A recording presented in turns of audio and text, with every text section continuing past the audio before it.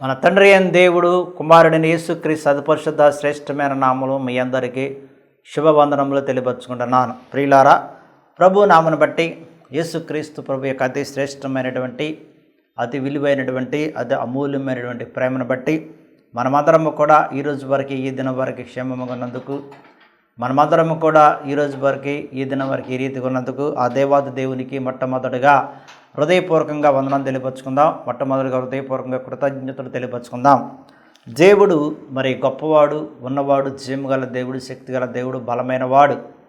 ఆయన ఎప్పుడు ఎల్లప్పుడూ ఒకే రీతిగా ఒకే విధంగా ఉంటాడు. ఆయన మనల్ని ఎంతగానో కాపాడుతూ రక్షిస్తూ ఆయన ఎడల మన యొక్క జీవితాలు ఈ భూలో కొనసాగింపబడుతున్నవి.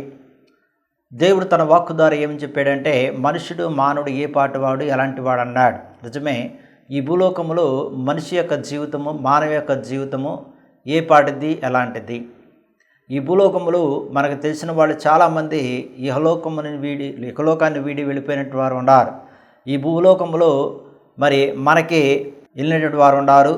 మరి మనకు తెలియనటువంటి వారు కూడా అనేక మంది ఈ భూలోకాన్ని వీడి వెళ్ళిపోయినట్టు వారు ఉన్నారు. మరి మరణించే వారి యొక్క జీవితాలు ఉండవేక, వారు ఆత్మతో సంచరిస్తారు. వాళ్ళు పరలోక రాజ్యంలో ప్రవేశిస్తే తప్ప, పరలోక రాజ్యంలో ప్రవేశిస్తేనే వాళ్ళు ఆత్మతో సంచరిస్తారు. పరలోక రాజ్యంలో ప్రవేశించకపోతే మరి అది దేవుడే మరి నిజమైనటువంటి తీర్పరే కాబట్టి ఆయన నిర్ణయిస్తాడు. ప్రియులారా, మరి దేవుడిచ్చినటువంటి జీవితాన్ని, దేవుడిచ్చినటువంటి ఈ యొక్క జీవితాన్ని మనం ఎప్పటికప్పుడే సద్వినియోగపరుచుకుంటూ మన శ్వాసముతో, నమ్మికతో, ఆయన భయభక్తులు కలిగి, శ్వాసం కలిగి జీవించాలి. ఎప్పుడు ఏ క్షణంలో, ఎప్పుడు ఏ సమయంలో ఏమి జరుగుతుందో, ఏమి సంభవిస్తుందో ఎవరికి కూడా తెలియదు. ఇది దేవునికి మాత్రమే తెలుసు, దేవునికి మాత్రమే తెలుసు. కాబట్టి మరి దేవుని యొక్క నామములు మనమందరం కూడా ఆయన శ్వాసం ఉంచి, ఆయన నమ్మిక ఉంచి జీవించాలి. మరి ఈరోజు దేవుని యొక్క వాక్యము, దేవుని యొక్క సందేశం మనం వినేది, ఆలకించేది ఏమిటంటే, ప్రియులారా, ఆత్మ ముఖ్యమా సంపద ముఖ్యమా? ఆత్మ ముఖ్యమా సంపద ముఖ్యమా? మరి ఆత్మ గురించి మనం తెలుసుకోవాలంటే, మరి ఆదిలోని దేవుడు నరుణ్ణి మట్టి నుండి తయారు చేసి తన నాసికానంతరములో ఆత్మను ఊది ఉన్నాడని, ఊపిరిని ఊది ఉన్నాడని మరి దేవుడు బైబిల్ గ్రంథం ద్వారా మనకు తెలియపరిచి ఉన్నాడు. మరి ఈ ఆత్మ ఎక్కడి నుంచి వచ్చిందంటే దేవుని దగ్గర నుంచి వచ్చింది. మరి మనిషి చనిపోయిన తర్వాత ఈ ఆత్మ ఎక్కడికి వెళుతుందంటే దేవుని దగ్గరికే వెళుతుంది. మరి దేవుడిచ్చిన ఆత్మ దేవుని దగ్గరికి వెళుతుంది. కాబట్టి ఈ ఆత్మ మన అందరి ఎడల మరి సంచరిస్తూ ఈ ఆత్మతో మనమందరం కూడా జీవిస్తాం అన్నమాట. ఆత్మ లేనివాడు నావాడు కాదన్నాడు యేసుక్రీస్తు ప్రభు. మరి దేవుడిచ్చిన ఆత్మతో మనం జీవిస్తున్నాం కాబట్టి దేవుడిచ్చినటువంటి ఊపిరితో, దేవుడిచ్చినటువంటి శక్తితో, దేవుడిచ్చిన బలముతో మనం జీవిస్తున్నాం. కాబట్టి మరి ఈ లోకంలో మనం దేనికి ఎక్కువగా ప్రాముఖ్యత ఇవ్వాలంటే ఆత్మకి ఎక్కువ ప్రాముఖ్యత ఇవ్వాలి. ఆత్మానుసారంగా జీవించండి యేసుక్రీస్తు ప్రభు చెప్పాడు. శరీరసారులుగా జీవించొద్దన్నాడు. శరీరసారులుగా మీరు జీవించవద్దు, ఆత్మానుసారులుగానే జీవించండి అన్నాడు. కాబట్టి ఇహలోకంలో మనం ఎక్కువగా దేనికి ప్రాముఖ్యత ఇస్తున్నామంటే శరీరకపరమైనటువంటి వాటికి ప్రాముఖ్యత ఇస్తున్నాం. శరీరకపరమైనటువంటి అలవాటుకు ప్రాముఖ్యత ఇస్తున్నాము. శరీరకపరమైన కోరికలకి మనం ప్రాముఖ్యత ఇస్తున్నాం. శరీరకపరమైనటువంటి విషయాలకి మనం ఎక్కువ ప్రాముఖ్యత ఇస్తున్నాం. కానీ ఆత్మపూర్వమైనటువంటి వాటికి మనం ఎక్కువ ప్రాముఖ్యత ఇవ్వట్లేదు. ఈ ఆత్మ దేవుని దగ్గర నుంచి వచ్చింది కాబట్టి, ఈ ఆత్మ పవిత్రమైనది కాబట్టి, ఈ ఆత్మ పరిశుద్ధమైనది కాబట్టి, ఈ ఆత్మ మరి కలుషితం లేనిది కాబట్టి, ఈ ఆత్మానుసారంగా జీవించడానికి దేవుడు చెప్పాడు. కాబట్టి మనము ఆత్మానుసారులుగా జీవిస్తున్నామా, శరీరపరమైనటువంటి జీవితాన్ని జీవిస్తున్నామది ఒక్కసారి ఆలోచించాలి. ప్రియులారా, ఆత్మానుసారంగా జీవించే వారి యొక్క జీవితాలు ఒక విధముగా ఉంటవి. ఆత్మానుసారంగా జీవించే యొక్క జీవితాలు చాలా నెమ్మదిగా ఉంటవి, శాంతంగా ఉంటవి, సమాధానంగా ఉంటవి, ప్రేమ కలిగి ఉంటవి. దేవుని యొక్క ప్రేమ వారి యొక్క హృదయంలో ఎప్పుడు కూడా నింపబడి ఉంటుంది. వాళ్ళు ప్రార్థన పరులై ఉంటారు, దేవుని భయభక్తులు కలిగి ఉంటారు, దేవుని శ్వాసం కలిగి ఉంటారు, దేవుని నమ్మి కలిగి ఉంటారు. వారిలో స్వార్థం ఉండదు, వారిలో అసూయ ఉండదు, వారిలో కలుషితమైనటువంటి జీవితం కూడా ఉండదు. ప్రియులారా, మరి ఆత్మానుసారమైన జీవితాన్ని జీవించేవారు ఇహలోకంలో చాలా తక్కువ మంది అన్నమాట. ఈ లక్షణములన్నీ కూడా ఆత్మానుసారంగా జీవించే వారిలో ఈ లక్షణాలన్నీ కూడా ఉంటాయి. కాబట్టి ఈ లక్షణాలు కలిగి జీవించే వారిని మనం ఎతకాలన్నా చాలా అరుదు అన్నమాట. చాలా తక్కువ మంది ఉంటారు. ప్రియులారా, ఆత్మానుసారంగా జీవించేవారు ఎవరున్నారు? ఆత్మానుసారంగా క్రీస్తుకు, యేసుక్రీస్తు ప్రభుకు అనుగుణముగా, యేసుక్రీస్తు ప్రభు యొక్క ఆలోచన విధానములు, యేసుక్రీస్తు ప్రభు యొక్క ప్రణాళిక విధానములు, యేసుక్రీస్తు యొక్క ఉద్దేశ విధానములో జీవించేవారు ఎవరున్నారు? ఎవరికారికి శరీరకమైనటువంటి వాటి గురించి త్రాబత్తి పడుతున్నారు, శరీరకమైనటువంటి వాటి గురించి ఆతృత పడుతున్నారు. శరీరానుసారులుగా మీరు జీవించదని దేవుడు చెప్పినప్పుడు కూడా మనం శరీరకమైన వాడి గురించే మనం జీవిస్తున్నాం. అందుకని ఆత్మ ముఖ్యమా, సంపద ముఖ్యమా? ప్రియులారా, యేసుక్రీస్తు బైబిల్ గ్రంథంలో చక్కని వాక్యాన్ని చెప్పి ఉన్నాడు. మత్తయి సువార్త 16:26 చదువుకున్నట్లయితే, ఒక మనుషుడు లోకమంతయు సంపాదించుకొని తన ప్రాణను పోగొట్టుకుంటే అతనికి ఏమి ప్రయోజనం అన్నాడు. చూడండి, ఒక మనుష్యుడు లోకమంతయు సంపాదించుకొని తన ప్రాణమును పోగొట్టుకుంటే తనకేమి ప్రయోజనము? ఒక మనుషుడు తన ప్రాణములకు ప్రతిదిగా ఏమి ఇయ్యగలడు అన్నాడు. చూడండి, ప్రాణానికి ప్రతిదిగా ఏమిస్తాడు అంటే, దేవుడు ఎక్కువగా దేనికి ప్రాముఖ్యత ఇచ్చాడంటే మన ఆత్మకి, మన ప్రాణానికి ప్రాముఖ్యత ఇచ్చాడు. ఆత్మ విలువైంది కాబట్టి, ప్రాణము విలువైంది కాబట్టి, ప్రాణము లేకపోతే, ఆత్మ లేకపోతే ఈ భూలోకములో ఏ మనిషి కూడా, ఏ జీవి కూడా జీవించలేదు. చాలామంది అనుకుంటా ఉంటారు, ఆత్మ మనుషులకే ఉంటుంది అనుకుంటారు, ప్రాణం మనుషులకే ఉంటుంది అనుకుంటారు. జీవులకి లేదా ప్రాణము? ప్రాణం ఉంటే కదా జీవులు జీవించేది. ప్రాణం ఉంటే కదా రక్త మాంసంలో ధరించుకున్న ప్రతి ఒక్క జీవి జీవించేది యొక్క భూలోకములో. ప్రాణము లేనటువంటి జీవి ఏ జీవైనా ఉందా?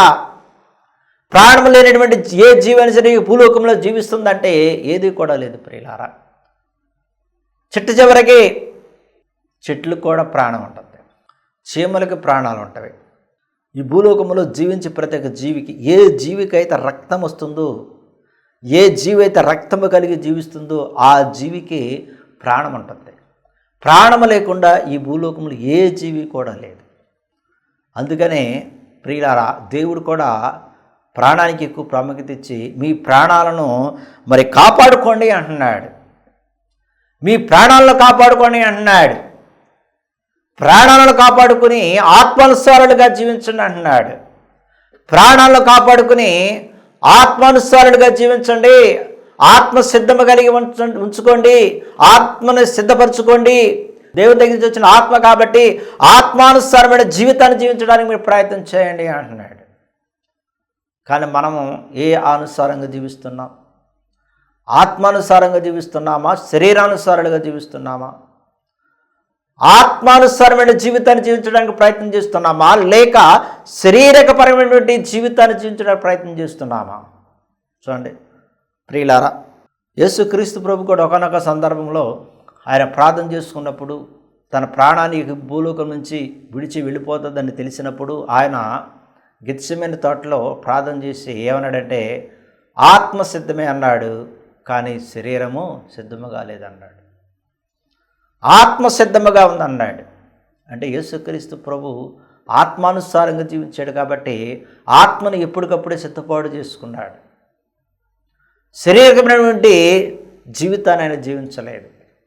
శరీరకమైనటువంటి శోధన వచ్చినవి, శరీరకమైన అవతవకలు వచ్చినవి, శరీరకమైన అవమానాలు వచ్చినవి, శరీరకపరమైన అనేకమైన నిందలు వచ్చినవి, శరీరకపరమైన అనేకమైన కష్టాలు వచ్చినవి, శరీరకమైన అనేకమైనటువంటి బాధలు వచ్చినవి, శరీరకపరమైన అనేకమైనటువంటి సమస్యలు వచ్చినవి. అయినప్పటికీ కూడా యేసుక్రీస్తు ప్రభు వాడి గురించి ఎక్కువగా ఆయన ఆలోచించాల. అవి వస్తూ ఉంటాయి, పోతూ ఉంటాయి అని అనుకున్నాడు అంతే ప్రియులారా. కానీ ఆత్మానుసారముగా జీవించడానికి ఆయన ఎంతగానో మరి ప్రార్థన చేసి ఉన్నాడు, ఎంతగానో ఆయన సిద్ధపాటు కలిగి ఉన్నాడు. అందుకని ఆత్మ సిద్ధముగా ఉందన్నాడు. అందుకని యేసుక్రీస్తు ప్రభు చివరగా మరి శిలువ మీద చనిపోయే సమయములు, చనిపోయినటువంటి గడియలు, చనిపోయినటువంటి మరి క్షణాలలో యేసుక్రీస్తు ప్రభు ఏం చెప్పాడంటే, నా ఆత్మను నీ చేతులకు నేను అప్పగిస్తున్నాను అన్నాడు. నా ఆత్మను తండ్రి యొక్క చేతుల్లోకి, నీ చేతులకు నేను అప్పగిస్తున్నాను ప్రభు అన్నాడు. చూడండి ప్రియులారా, ఆత్మ ఎక్కడి నుంచి వచ్చింది? దేవుని దగ్గర నుంచి వచ్చింది. ఆత్మ ఎవరు పెట్టారు? దేవుడే పెట్టాడు.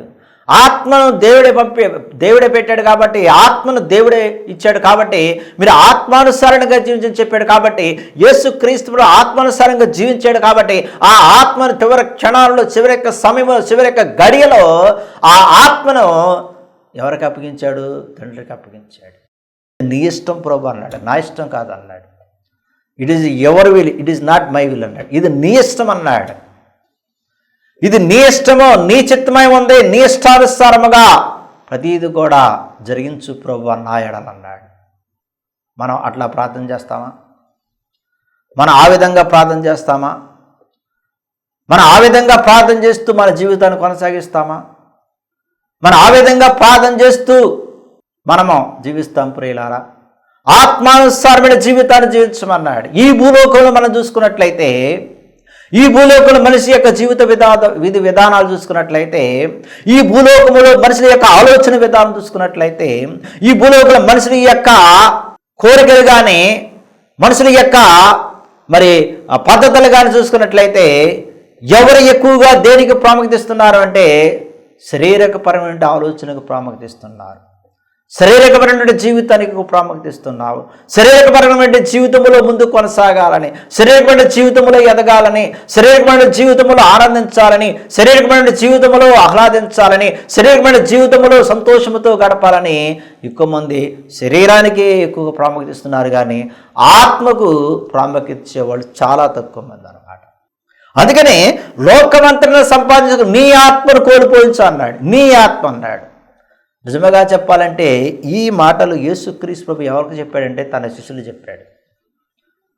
ఈ మాటలు యేసుక్రీస్తు ప్రభు ఎవరు చెప్పాడు? శిష్యులు చెప్పాడు. ఏ సందర్భంలో చెప్పాడంటే శిష్యుల యొక్క ప్రాణాల గురించి, నన్ను వెంబడించువాడు, అదే మత్తయి సువార్త 16వ అధ్యాయము 24 చదువుకున్నట్లయితే, యేసు తన శిష్యులను చూసి ఎవడైనానో నన్ను వెంబడింపగోని ఎడల తనను తాను ఉపేక్షించుకుని తన సిలువనెత్తుకుని నన్ను వెంబడింపవలెను అన్నాడు. ఎవడైనాను నన్ను వెంబడింపగోరి ఎడల అంటే యేసుక్రీస్తు ప్రభువుని వెంబడిస్తే, యేసుక్రీస్తుని వెంబడించి జీవించాలి అంటే, యేసుక్రీస్తు ప్రభువుని వెంబడించి జీవితాన్ని కొనసాగించాలి అంటే ప్రియులారా దేనికి ప్రాముఖ్యత ఇవ్వాలి? ఆత్మకు ప్రాముఖ్యత ఇవ్వాలి. ఆత్మకు ప్రాముఖ్యత ఇవ్వాలి. ఆత్మకు ప్రాముఖ్యత ఇచ్చి జీవించాలి. ఆత్మకు ప్రాముఖ్యత ఇచ్చి జీవిస్తే ప్రియులారా మన ఆత్మను మనం రక్షించుకునే వారు అవుతాం. తను ఉపేక్షించుకోవాలన్నాడు మొట్టమొదటి, అంటే తగ్గించుకోవాలి.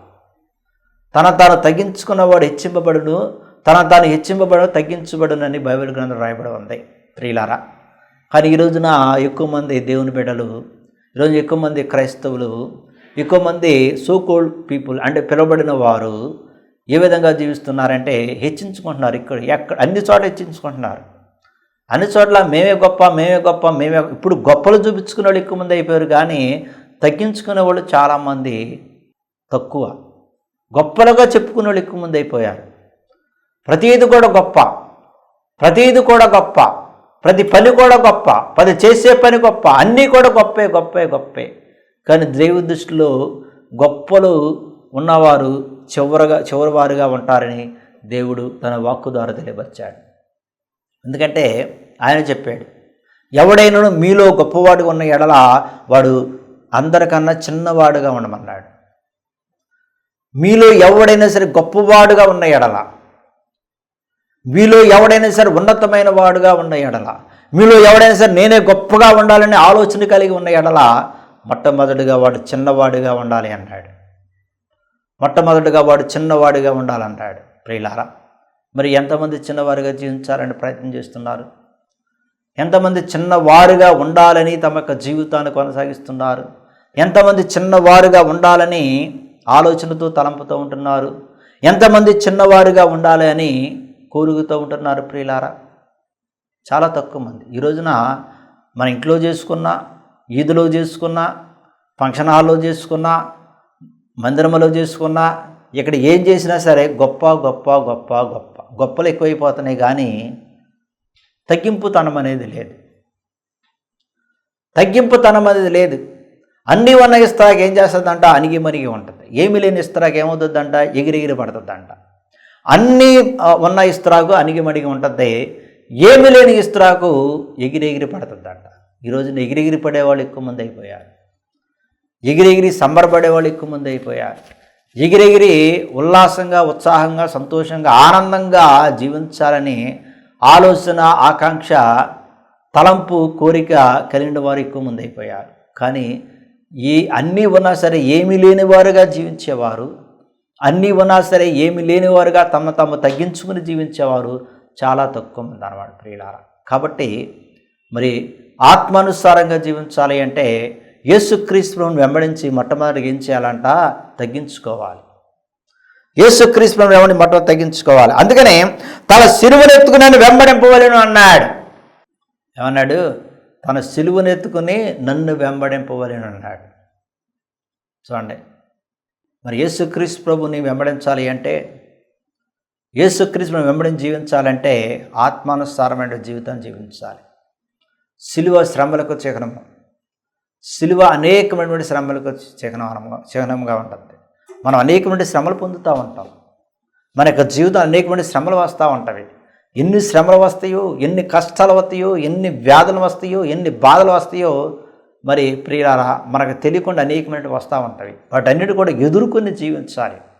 వాటన్నిటి కూడా ఎదుర్కొని నిలబడి జీవించాలి. అందుకని మరి నన్ను వెంబడింపవాడు తమ తగ్గించుకుని సిలువనెత్తుకుని నన్ను వెంబడింపని అన్నాడు.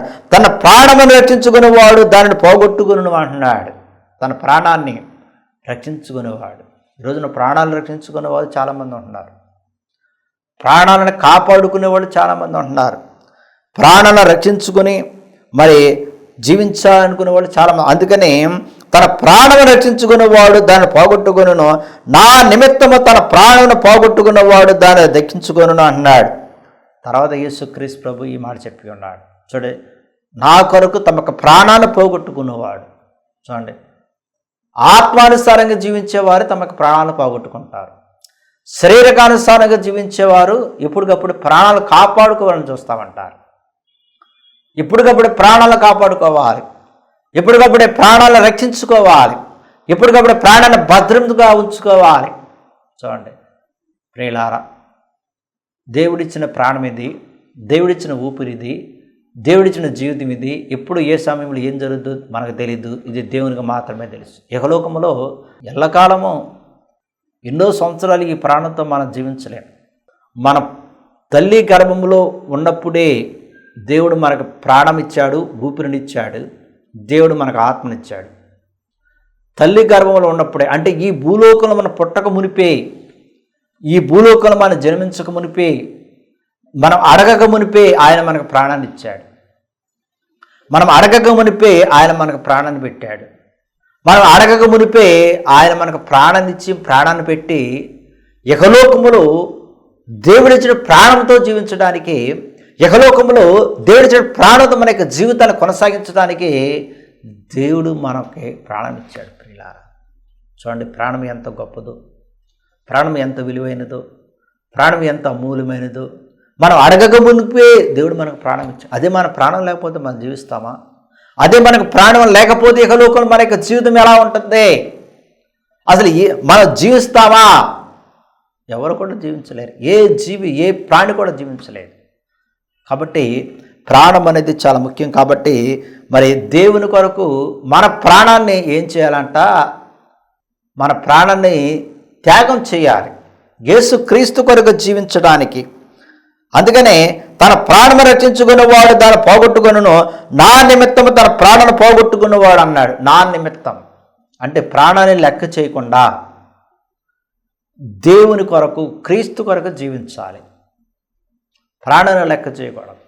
ఏమో నా జీవితం ఏమైపోద్దో, ఏమో నేను ఎలా ఉంటానో, ఏమో నా ప్రాణము ఎటులిపోద్దో, ఏమో నాకు ఏం జరుగుతుందో, ఏమో ఏం సంభవిస్తుందో అన్నటువంటి ఆలోచనలు ఉండకూడదు. ఏమో ఏ శత్రువు వచ్చి నన్ను వెంటాడుతాడు, ఏ శత్రువు వచ్చి నన్ను మరి హింసలో గురి చేస్తాడు, ఏ శత్రువు వచ్చి నన్ను అటాక్ చేస్తాడో, ఏ శత్రువు వచ్చి నన్ను నాశనం చేయాలని పూనుకుంటాడు అనే ఆలోచన ఉండకూడదు. ప్రియులారా, శత్రువుల బారుల నుంచి దేవుడు ఏం చేస్తాడంట? మనల్ని కాపాడుతాడు. శత్రువుల బారుల నుంచి దేవుడు మనల్ని రక్షిస్తాడు. శత్రువుల బారుల నుంచి దేవుడు మనల్ని క్షేమముగాను సురక్షితంగా రక్షించడానికి ఆయన ఎంతగానో పూనుకుంటాడు. కాబట్టి ప్రాణాన్ని క్రీస్తు కొరకు అర్పించాలి. మరి యేసుక్రీస్తు ప్రభు తన ప్రాణాన్ని మన అందరి కొరకు అర్పించాడు. ఎందుకు అర్పించాడు? ఆత్మానుసారంగా జీవించి ఆత్మను తండ్రికి అప్పగించడానికి ప్రాణాన్ని అర్పించాడు. ఆత్మను తండ్రికి అప్పగించడానికి. అందుకని నా ఆత్మను నీ చేతికి అప్పగిస్తున్నా అన్నాడు.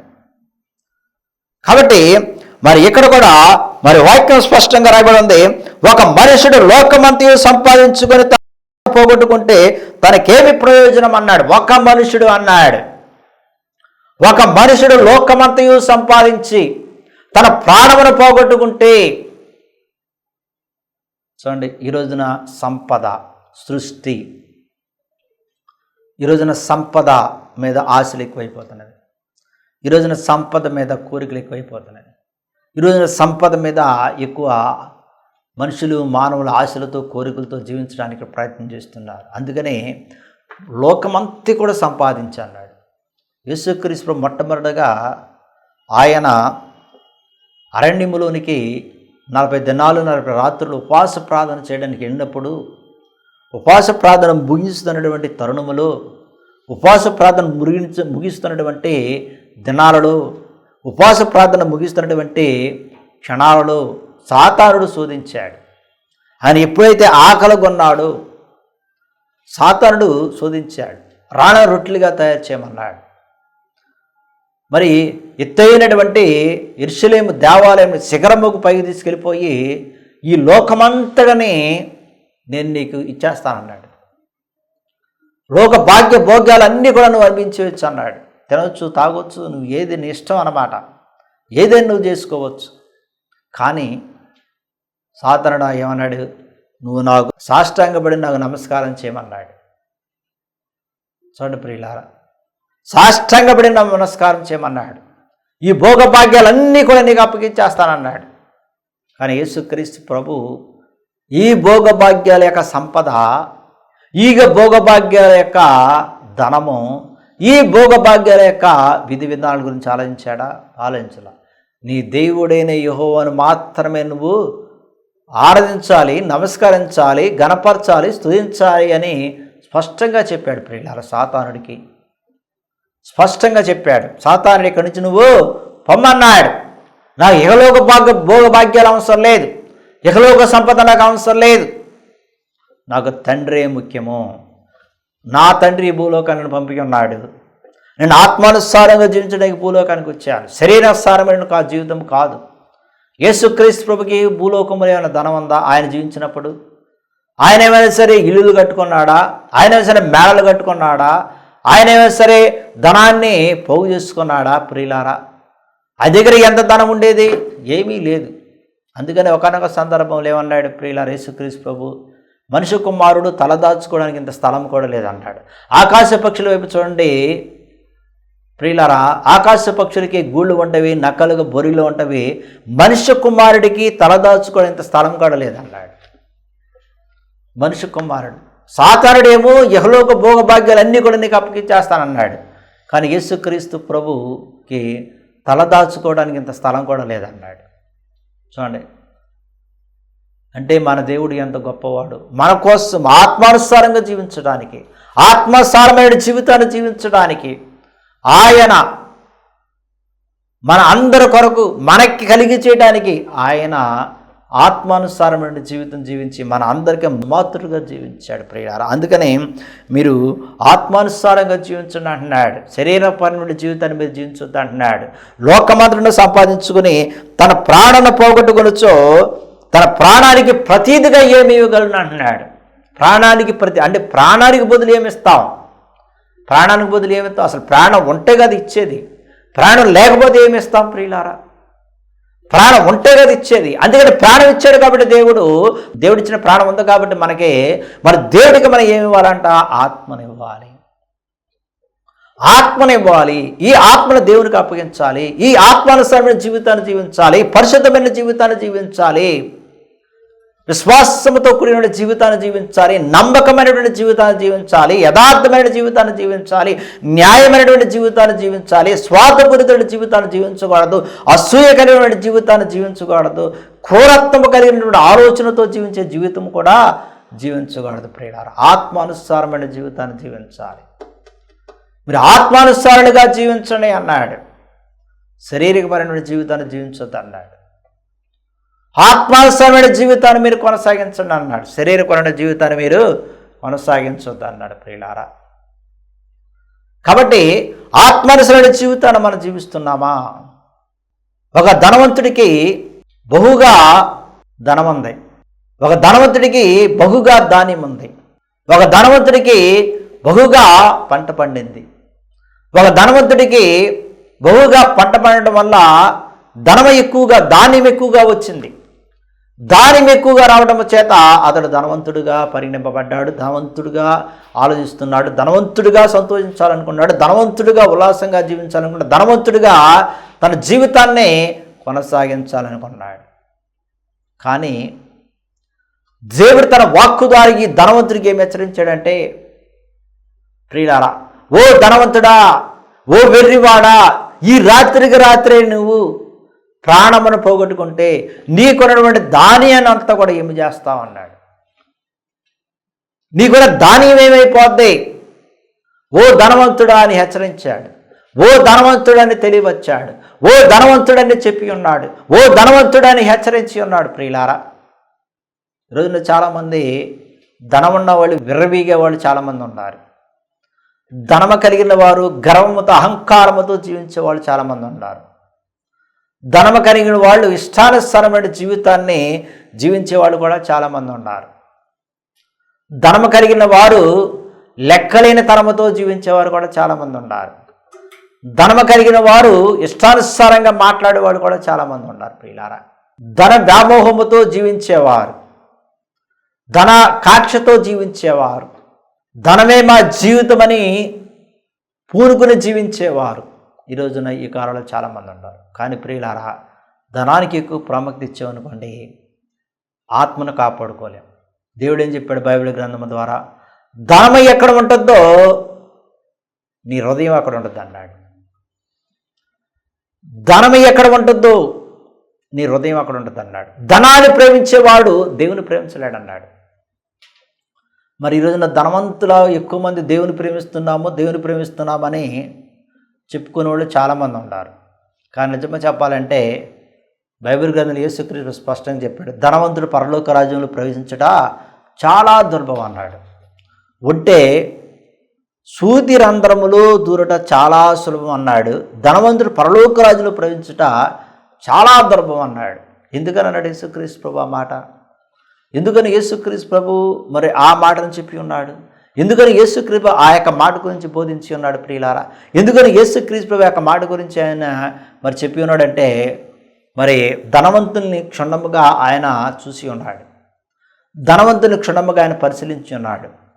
ధనవంతుల్ని ఆయన క్షుణ్ణముగా పరిశీలించి చూచి, ప్రియులారా, మీరు ధన వ్యామోహంతో మీరు జీవించొద్దు, ధన గర్వముతో మీరు జీవించొద్దు, ధన అహంకారముతో మీరు జీవించొద్దు, ధనానికి ఎక్కువగా మీరు ప్రాముఖ్యత ఇవ్వద్దు, ధనము కోసం మీరు అనేక మందిని మోసం చేయొద్దు, ధనము కోసం అక్రమంగా అన్యాయంగా మీరు జీవించవద్దు, పరిశుద్ధమైనటువంటి ఆత్మానుసారమైన జీవితాన్ని జీవించడానికి వారికి తెలియపరిచాడు. అందుకనే ధనవంతుడు పరలోక రాజ్యంలో ప్రవేశించి చాలా దుర్లభం అన్నాడు. మనం చనిపోయిన తర్వాత ఈ ధనాన్ని అంతా కూడా తీసుకెళ్తామా? భక్తుడిని ఏమన్నాడంటే, నేను దిగంబరుడై వచ్చాను, దిగంబరుడై వెళ్ళిపోతున్నాను అన్నాడు. I came to this world with empty hands. నేను ఖాళీ చేతులతో వచ్చాను, మరలా ఖాళీ చేతులతో వెళ్ళిపోతాను అన్నాడు.